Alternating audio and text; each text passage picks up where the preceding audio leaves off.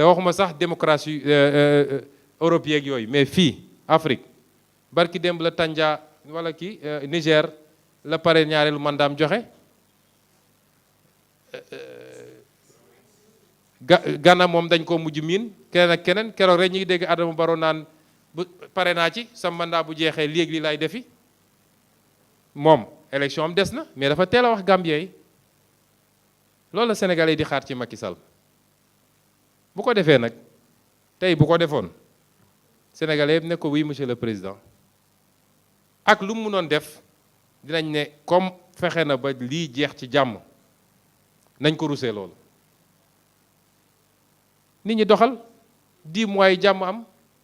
li mu am li ko dese ci ay chantier mu yeggali ko su ko mënee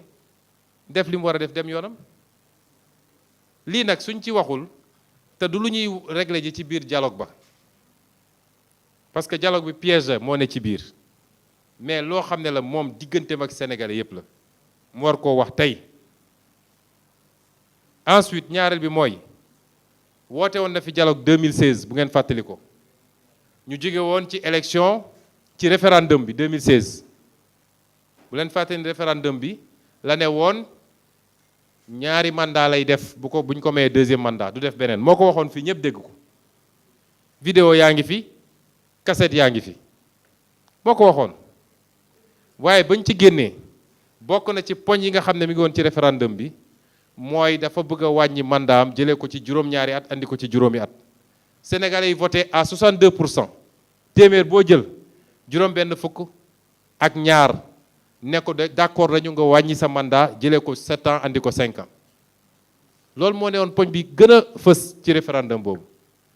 mu yolle ko waat dem conseil constitutionnel ne leen ah Sénégalais di ne nañ d'accord nañ pour ma wàññi sa mandat man bëgg naa ko wàññi waaye yéen lu ngeen ci xalaat ñooñu it sob waane ba ne ko Sénégalais li wax baaxut yow li nga wax baaxut sa mandat foofu nga maintenir ko 7 ans waaye ñun ñëpp xam nañ ni mu demee conseil constitutionnel moo leen di wax li ñuy def rek kon dialogue boobu fan la mujje ci wax waxeet ñaareelu dialogue bi mi ngi door 2019 jeex juillet 2021 moo wax ni dialogue boobu lan moo ci soqeeku woon ci ay résultats bi ci njëkk mooy parrainage ñoom ñi bokk ci nguur gi lànk ne ñoom duñu laal parrainage tey nee na day waxtaan parrainage dinaa ne wax li tax mu wax ko ñaareel bi te loolu Union européenne Cour de justice de CEDEAO ñëpp ne woon nañ ko parrainage bi baaxul jëlee ko fi mu lànk ne du ko fi jëlee ñaareel bi mooy li ñuy wax bulletin unique nga xam ne daf ñoo war a sakkanal bu baax suñu koom balaa ngay def téeméeri bulletin nga def benn bulletin rek boo xam ne kii ñëw day gis candidat bi ci kaw bii tegu mu seet ku ko intéressé mu xoos foofu daal di dugal ñoom ñu ne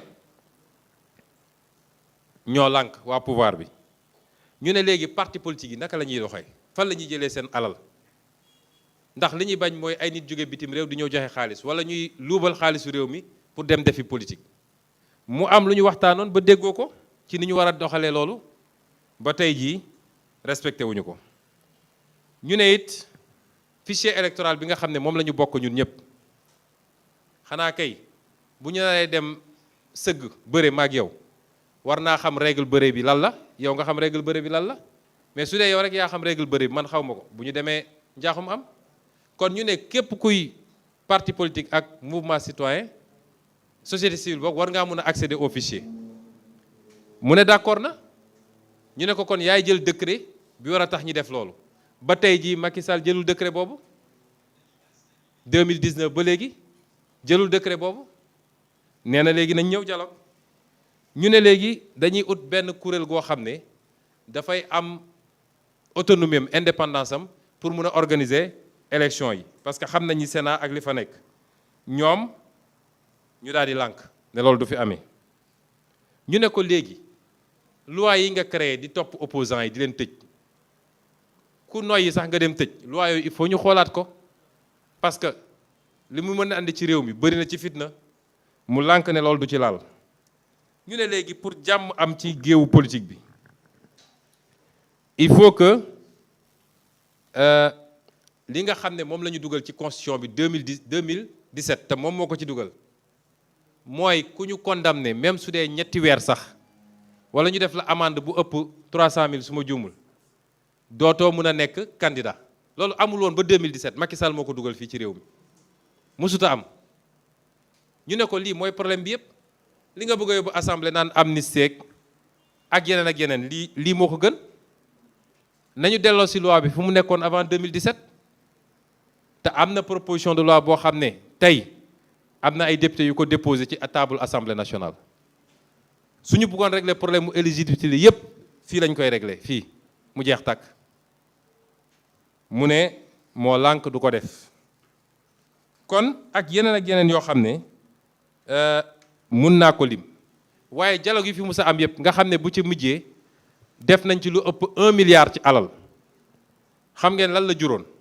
bi ci njëkk mooy ñu dàq élection locale yi ñaareel bi mooy parrainage bi pour élection locale yi maire yeeg président conseil départementaux yi ñu éliminer ko ñetteel bi mooy léegi bu ñuy fal maire ak président conseil départemental dañ koy fal directement bu njëkk ba dañ ko doon fal dañuy fal conseil bi daje seen biir daal di fal maire bi lii de mooy résultat dialogue gu Macky Sall yi ma wax nag ni Macky Sall dafa jàpp ni pour mu dialogue ak nit faw rek mu téye la ba pare dafa am loo xam ne gor mënu koo nangu dama lay jekku téye la neel nag ñëwal négocier soo ñëwul sa yaay aye bu yàkkee may la xooñ mooy wax Macky Sall ni ñun de suñu yaay mooy le peuple sénégalais suñu yaay mooy le peuple sénégalais te am na lu ëpp xooñ dafa am wax joo xam ne sax du waxu kilifa en réalité mais jàpp na ni ci géewu politique bi opposition bi surtout am na ñoo xam ne seen problème yépp mooy parrainage ndax parrainage du métti la mu ne kon ñooñu naa leen ne ñëw leen su ngeen ñëwee dinaa waxtaan ak yéen ci parrainage parce que jàpp na ni ñooñu foofu la leen jàppee foofu la amee poñ ci ñoom mu jàpp ni am na ñoo xam ne tey ils sont pas éligibles